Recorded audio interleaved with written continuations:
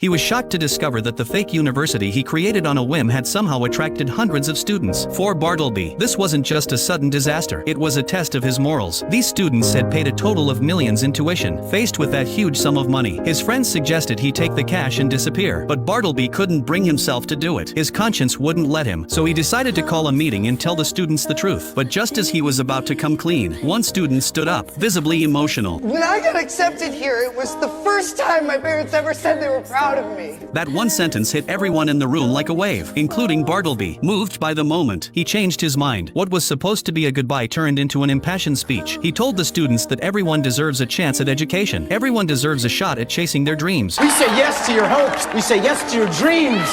Welcome to South Armand Institute of Technology! But how did things spiral to this point? It all started a few days earlier, when Bartleby received the list of college admissions and his name wasn't on any of them. Rejected by every school. He panicked. He didn't want to disappoint his parents, so he came up with a wild idea. If no college would accept him, why not make one up? He printed a fake acceptance letter, tweaked a school logo, gave the fake college a name, and wrote a short description to make it look real. But a letter alone wasn't convincing enough to sell the lie. He asked a tech-savvy friend to help him create a fake college website. That way, when his dad handed him the acceptance letter and said, "Congratulations, you've been accepted," he could act just as surprised. Congratulations, you've been accepted! His mom teared up with joy and gave him a heartfelt hug. But even in that touching moment, his dad looked skeptical. With Bartleby's grades, this seemed unlikely. Thinking fast, Bartleby pulled up the fake website. That bought him a little more time. The next day, his dad handed him a check for his first semester's tuition, and before leaving, he shared one more surprise. On the first day of school, the whole family would be driving him to campus together. That's when Bartleby realized the trap he'd set for himself.